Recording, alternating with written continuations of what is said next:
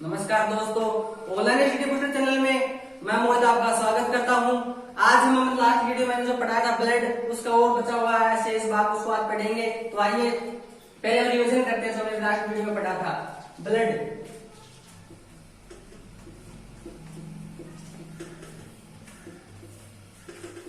रुधिर। ब्लड होता है कनेक्टिव टिश्यू होता है और सर्कुलेटरी सिस्टम यानी परिसंचरित अंग। ब्लड को कनेक्टिव टिश्यू,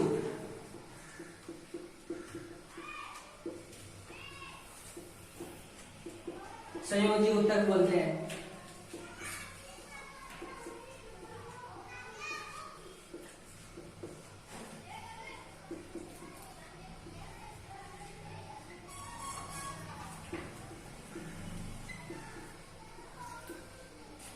परिसंचरित अंग।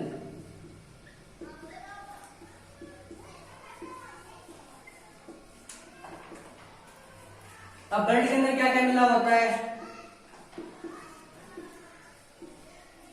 इसके अंदर O2 प्लस CO2, मिनरल्स,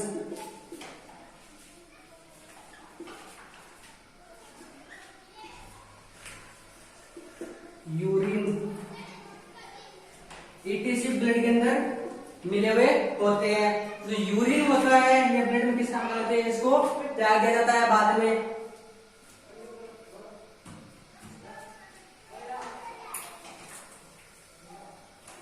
हमने पढ़ा था ब्लड का रंग कैसा होता है, लाल रंग का होता है। वो किसके कारण होता है ब्लड का लाल रंग? वो होता है हीमोग्लोबिन के कारण।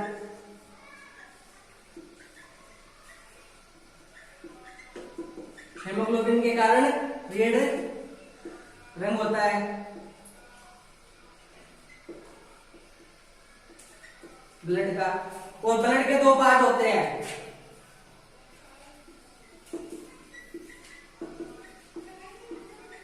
लिक्विड पार्ट और सॉलिड पार्ट। लिक्विड पार्ट के अंदर हमने पढ़ा था प्लाज्मा। प्लाज्मा का रंग कैसा होता है? लाइट येलो, हल्का पीला।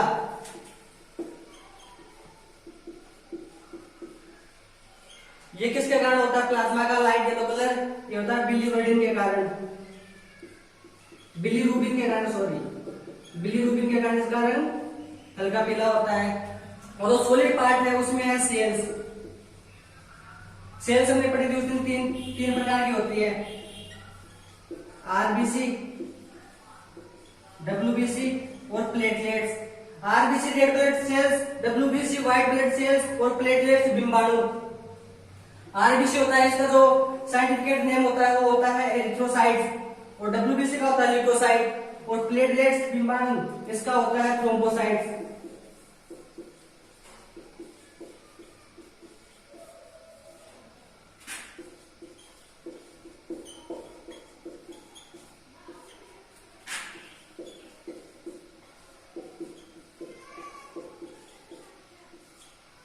आरबीसी का साइंटिफिक नेम होता है एरिथ्रोसाइट, और डब्ल्यूबीसी का ल्यूकोसाइट, और प्लेटलेट्स का थ्रोम्बोसाइट।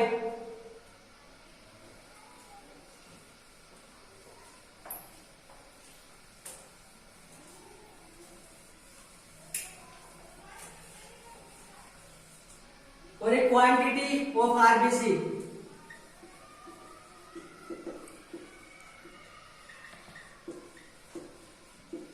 कितनी होती है क्वांटिटी में आरबीसी? 4.5 से 5.5 मिलियन पर 100 ml हीमोग्लोबिन। ये होता है मेल में, मतलब पुरुषों में। और फीमेल में कितना होता है? फीमेल में 4 से 4.5 मिलियन पर 100 ml हीमोग्लोबिन। और जो आरबीसी होती है संख्या में सबसे ज्यादा होती है ब्लड सेल्स, और जो संख्या में सबसे छोटी होती है, सबसे कम होती है, वो होती है डब्ल्यूबीसी। और साइज में सबसे बड़ी कौन सी होती है? साइज में सबसे बड़ी होती है डब्ल्यूबीसी। और सबसे छोटी कौन सी होती है? सबसे छोटी होती है आरबीसी साइज में। तो आज हम डब्ल्यूबीसी के बारे में पढ़ेंगे।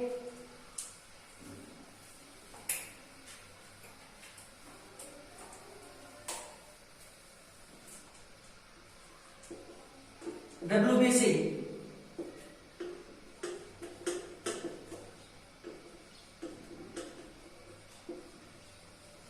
व्हाइट ब्लड सेल्स,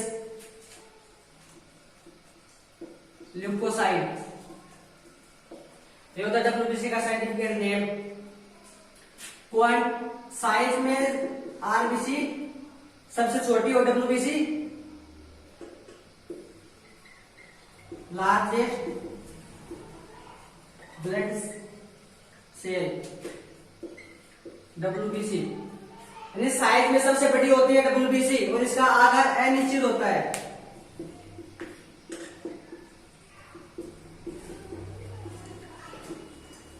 WBC का आकार अनिश्चित होता है और साइज में सबसे बड़ी होती है। लाइफ स्पेन, WBC का जीवन काल,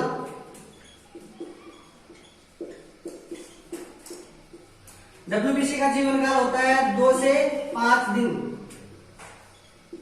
उसके बाद ये इसका ब्रेकडाउन हो जाता है। ब्रेकडाउन क्या होता है?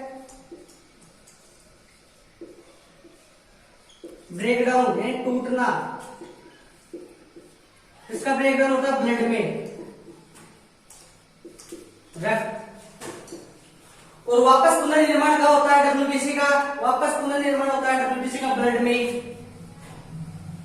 WBC का ब्रेकडाउन भी ब्लड में होता है और वापस निर्माण भी ब्लड में ही होता है।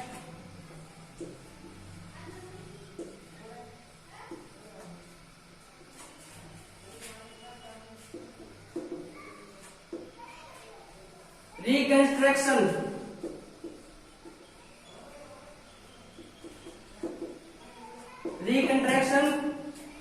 पुनर्निर्माण क्या होता है? WBC का पुनर्निर्माण ब्लड में ही WBC का पुनर्निर्माण होता है। और ब्रेकडाउन क्या होता है WBC का? वो भी रक्त के अंदर ही होता है। उसके बाद WBC की क्वांटिटी,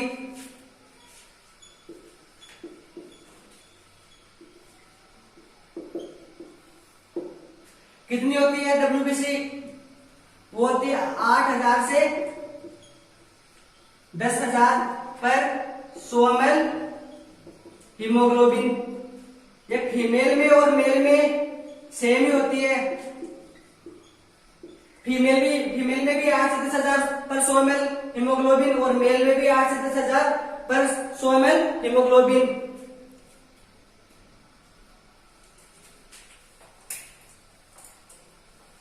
उसके बाद है फंक्शन ऑफ आरबीसी।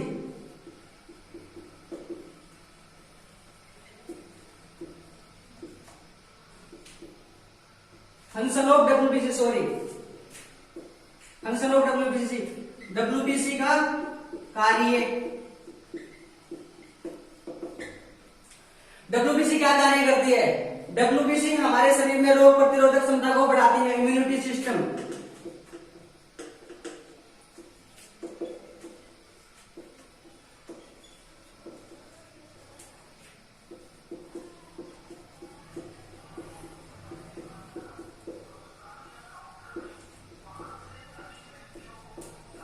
रोग प्रतिरोधक क्षमता को बढ़ाती है। और जो WBC होता है उसे soldier cell, fighter cell,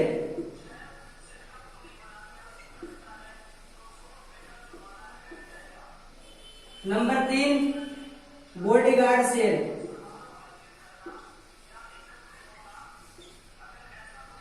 soldier cell भी बोला जाता है, फाइटर सेल भी बोला जाता है और बॉडीगार्ड भी सेल बोला जाता है WBC को। ये हमारे शरीर में रोग प्रतिरोधक क्षमता को बढ़ाती है WBC। WBC होता है उनमें केंद्रक होता है। हमने पढ़ा था लास्ट वीडियो में RBC होता है, उनमें केंद्रक नहीं होता है, इसलिए उन्हें ब्रेनलेस कोशिका बोला जाता है। और जो WBC होता है इनके अंदर केंद्रक पाया जाता है, इसलिए इन्हें ब्रेन मतलब ब्रेन वाली कोशिका बोला जाता है, इनके दिमाग पाया जाता है। WBC केंद्र उपस्थित होता है।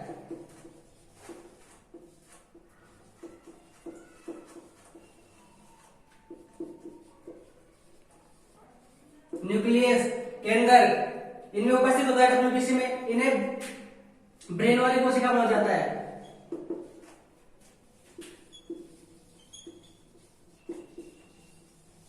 ब्रेन प्रेजेंट सेल्स डब्ल्यूबीसी को बोला जाता है। और उसके बाद डब्ल्यूबीसी के प्रकार। डब्ल्यूबीसी कितने प्रकार के होते हैं? काइंड ऑफ डब्ल्यूबीसी,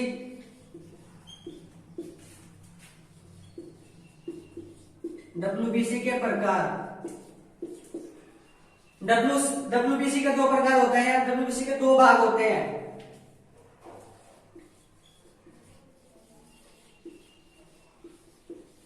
ग्रेनुलोसाइट्स कणिका में,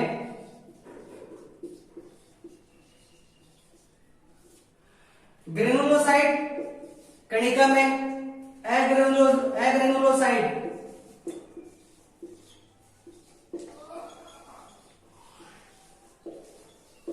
कणिका में,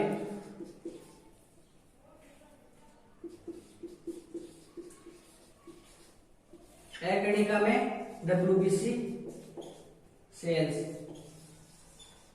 और ये होती है कणिका में डब्ल्यूबीसी सेल्स, और ये होती है एग्रेनुलोसाइट डब्ल्यूबीसी सेल्स। ये होते हैं डब्ल्यूबीसी के प्रकार दो। जो ग्रेनुलोसाइट होती है ये 3 प्रकार की होती है, जो एग्रेनुलोसाइट होती है ये 3 प्रकार की होती है।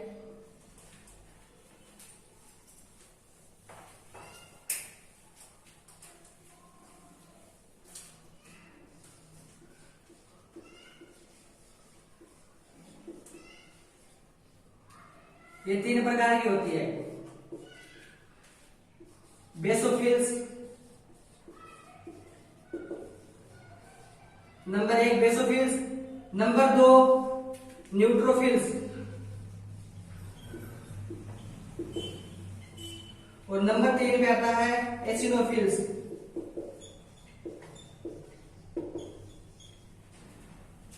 ग्रेनुलोसाइट होती है 3 प्रकार की होती है, बेसोफिल्स, न्यूट्रोफिल्स और एसिनोफिल्स। इनका सेम नेम हिंदी में होता है।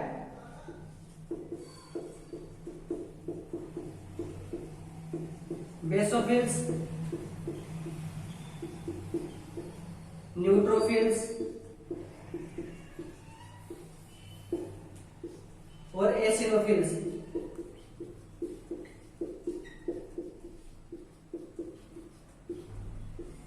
एग्रेनुलोसाइट वो 2 प्रकार की होती है।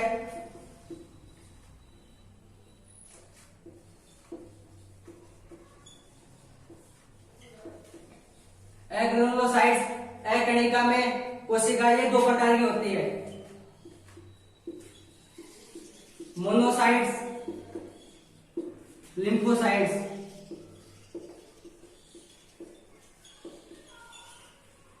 जो एग्रेनुलोसाइट होती है वो 2 प्रकार की होती है, जो ग्रेनुलोसाइट होती है 3 प्रकार की होती है। एग्रेनुलोसाइट, मोनोसाइट्स और लिम्फोसाइट्स।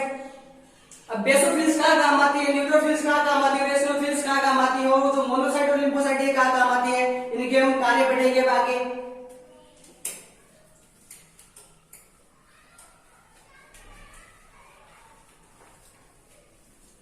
जो बेसोफिल्स होती है ये एलर्जी के समय कार्य करती है। एलर्जी के समय ये बेसोफिल्स कार्य करती है। एलर्जी किसके कारण होती है, वो होती है हिस्टामिन प्रोटीन के कारण।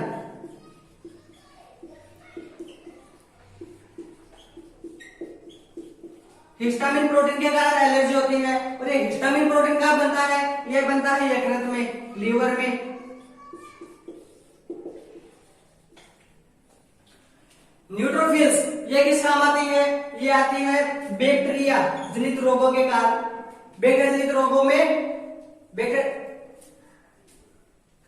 न्यूट्रोफिल्स होती है, जो न्यूट्रोफिल्स होती है वो होती है बैक्टीरिया जनित रोगों के समय सक्रिय होती है।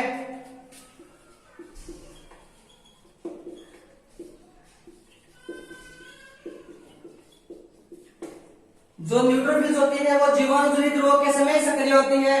और जो एसिनोफिल्स होती है ये होती है प्रोटोजोआ। प्रोटोजोआ या वायरस, विषाणु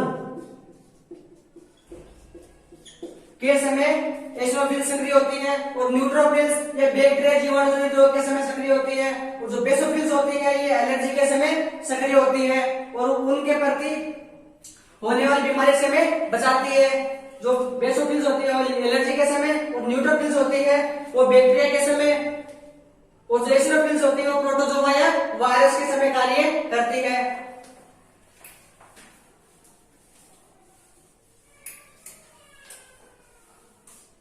उसके बाद मोनोसाइट और लिम्फोसाइट।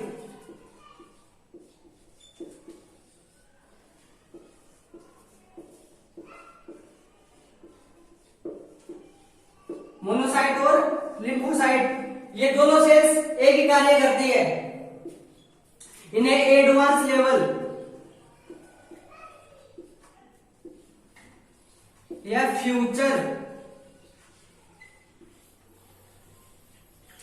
में काम करने वाले सेल्स भी बोला जाता है, क्योंकि ये जो सेल्स होते हैं ये हमेशा हमारे फ्यूचर में कार्य करती है, एडवांस लेवल पे कार्य करती है। जैसे कि बचपन में हमें पोलियो दवाई पिलाई जाती थी, जो पोलियो दवाई पिलाई जाती थी उनको मोनोसाइट्स और लिम्फोसाइट्स कोशिका उन्हें याद रखती है कि बचपन में इसने पोलियो की दवाई पी है। जब कभी भविष्य में हमें पोलियो जैसा रोग होता है तो जो मोनोसाइट और लिम्फोसाइट मिलकर ये मेमोरी सेल बनाती है। तो जब कभी हमें भविष्य में पोलियो जैसा रोग होता है तो वो कोशिका उससे लड़ती है और उस रोग को नष्ट कर देती है, इसलिए इन्हें एडवांस लेवल या फ्यूचर वर्क करने वाली कोशिका भी बोला जाता है।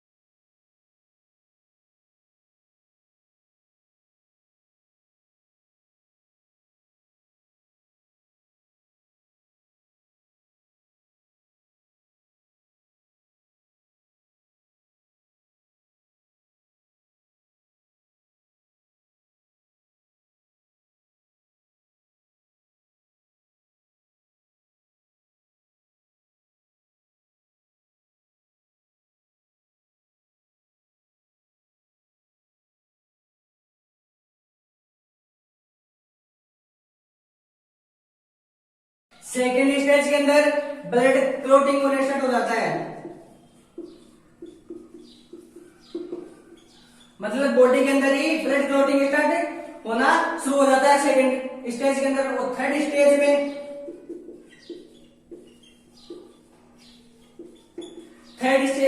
में डॉक्टर इसे ब्लड कैंसर या ल्यूकेमिया का नाम दे देते हैं।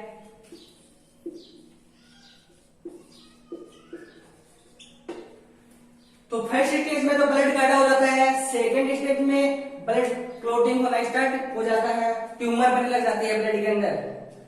और थर्ड स्टेज में डॉक्टर से ब्लड कैंसर का नाम दे देते हैं। तो डब्ल्यूबीसी की अधिकता से ब्लड कैंसर या ल्यूकेमिया नामक रोग होता है। और डब्ल्यूबीसी की कमी से कौन सा रोग होता है?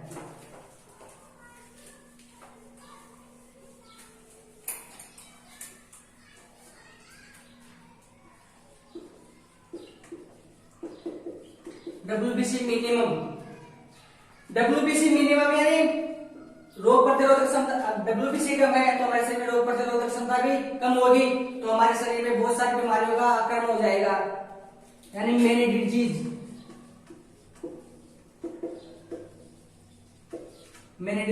डब्ल्यूबीसी की कमी है तो हमारे शरीर में बहुत सारी बीमारी आ जाएंगी, उसे बोलते हैं leucopenia.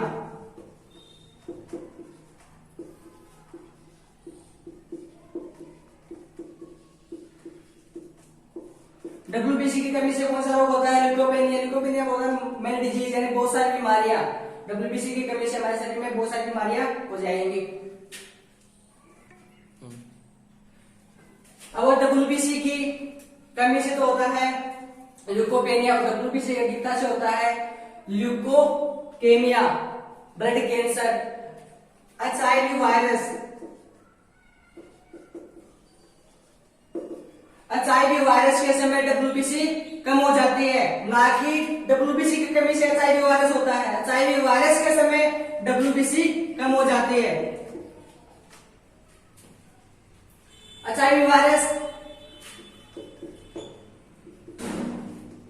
Human immuno deficiency virus, AIDS, एक्यूराइड,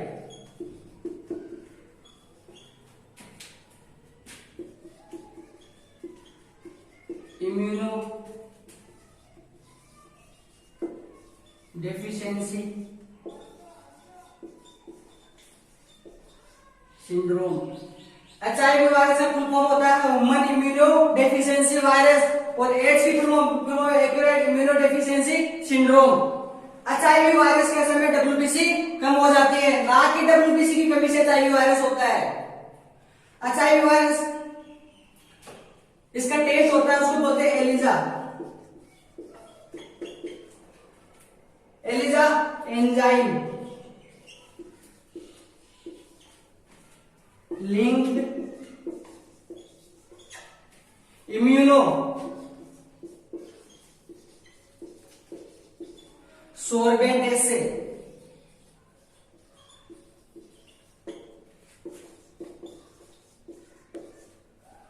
Elijah enzyme linked immunosorbent assay. अब आप सोच रहे हो डब्ल्यूबीसी पढ़ा रहे हैं, डब्ल्यूबीसी के अंदर ये एचआईवी वायरस कहां से आ गया? ये आपकी जानकारी ये बता देता हूं कि एचआईवी वायरस के समय डब्ल्यूबीसी कम हो जाती है, जिससे हमारे शरीर में बहुत सारी बीमारियां आ जाती हैं। और एचआईवी वायरस इसका फूड क्या होता है? ये क्या खाता है हमारे शरीर में? ये खाता है ब्लड सेल्स, यानी डब्ल्यूबीसी ब्लड सेल्स। ये डब्ल्यूबीसी को खा जाता है, जिसके कारण हमारे शरीर में बहुत सारी बीमारियां आ जाती है।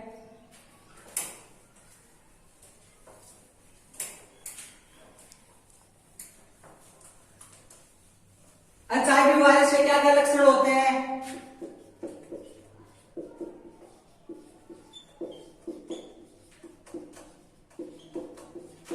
एचआईवी वायरस के लक्षण होते हैं भूख न लगना,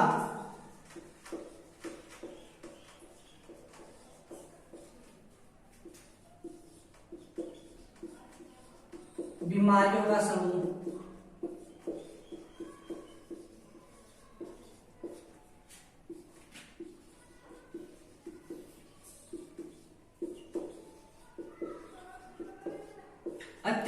बुखार। नंबर 3, वजन में गिरावट।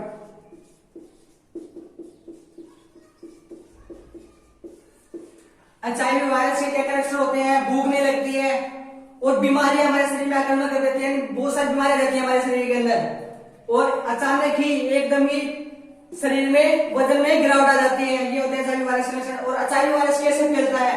एचआईवी वायरस ब्लड के कारण फैलता है। ब्लड मतलब ब्लड ट्रांसफर।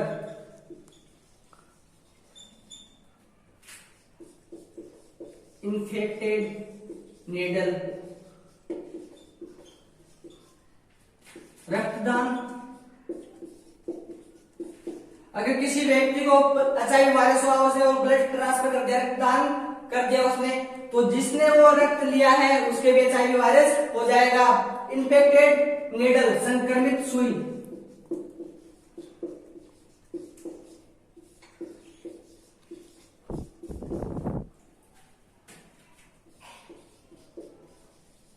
सेक्सुअल रिएक्शन,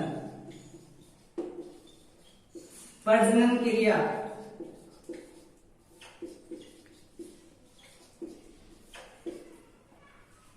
ये होते हैं एचआईवी वायरस के फैलने के कारण। Blood transfer, infected needle, sexual reaction. ना कि किसी के संपर्क में आने से एचआईवी वायरस फैलता है, न किसी से चुंबन लेने, न किसी के एचआईवी वायरस से। एचआईवी जिस व्यक्ति को एचआईवी वायरस हुआ है उसके साथ हम बैठ के खाना भी खा सकते हैं, उससे एचआईवी वायरस नहीं होता। एचआईवी वायरस के 3 ही कारण होते हैं: रक्तदान, संक्रमित सुई, इन्फेक्टेड नीडल और sexual reaction.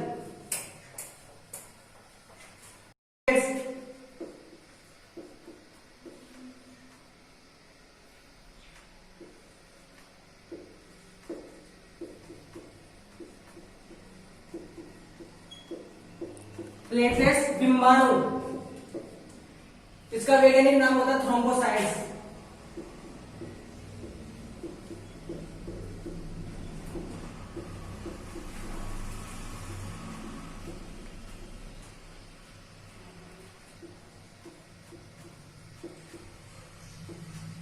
Thrombocytes, platelets.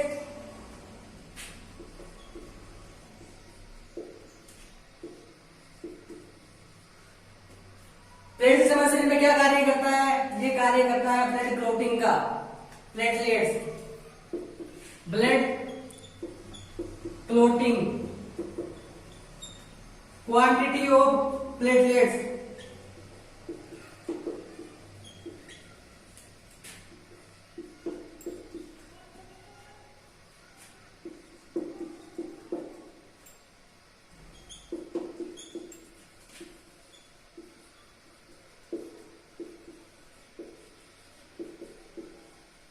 Quantity में प्लेटलेट्स कितना होता है? 4.5 से 5.5 लाख 100 ml हीमोग्लोबिन।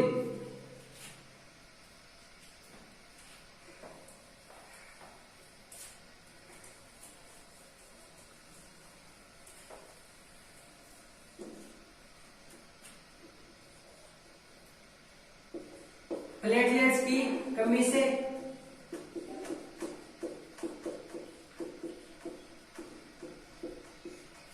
कौन सा रोग होता है?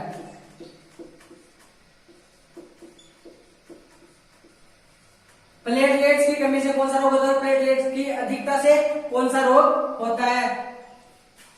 यानी प्लेटलेट्स की कमी।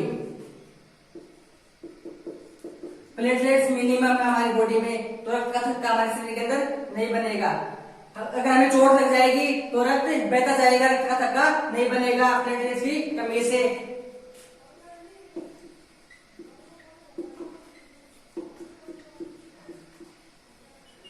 ब्लीडिंग इंक्रीज, रक्त बहाव।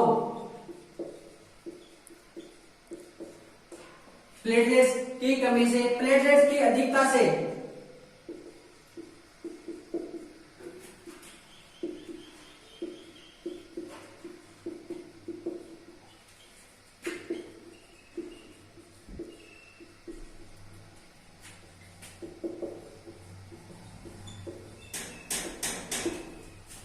और प्लेटलेट्स की अधिकता से बॉडी में ही रक्त का थक्का बनना स्टार्ट हो जाएगा और ब्लड की प्लेटलेट्स की कमी से ब्लड इंक्रीज, रक्त का बहाव होता जाएगा, ब्लड का थक्का नहीं बनेगा और प्लेटलेट्स की अधिकता से शरीर के अंदर ही ब्लड का क्लॉट होना स्टार्ट हो जाएगा।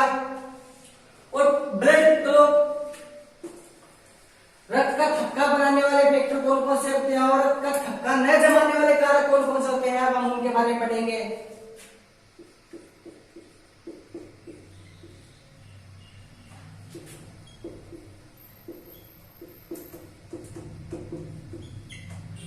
रक्त का थक्का जमाने वाले कारक,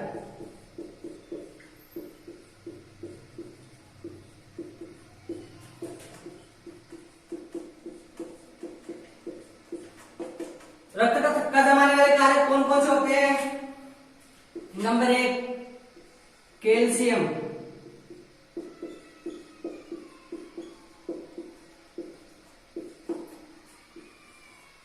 विटामिन, कौन सा विटामिन रक्त का थक्का जमाने में सहायक होता है? विटामिन के, प्रोटीन,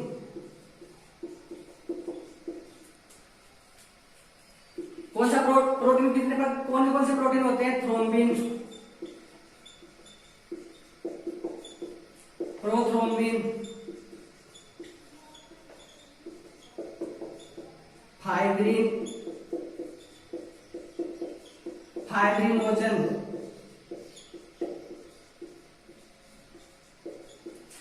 और ग्लोबुलिन। और जो सबसे ज्यादा काम आता है वो होता है फाइब्रिनोजन, ये रक्त का थक्का जमाने में सहायक होता है। कौन सा मिनरल रक्त का थक्का जमाने में सहायक होता है? कैल्शियम होता है, जो मिनरल्स होता है रक्त का थक्का जमाने में सहायक होता है। विटामिन कौन सा रक्त का थक्का जमाने में सहायक होता है विटामिन के। अब रक्त का थक्का न जमने देने वाले कारक,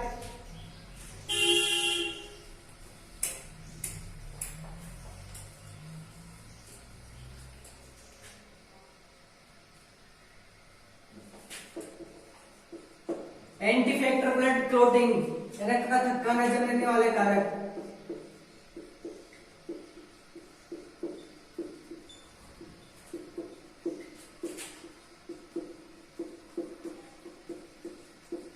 रक्त का थक्का न जमाने वाले कारक एक ही होता है हिपेरिन।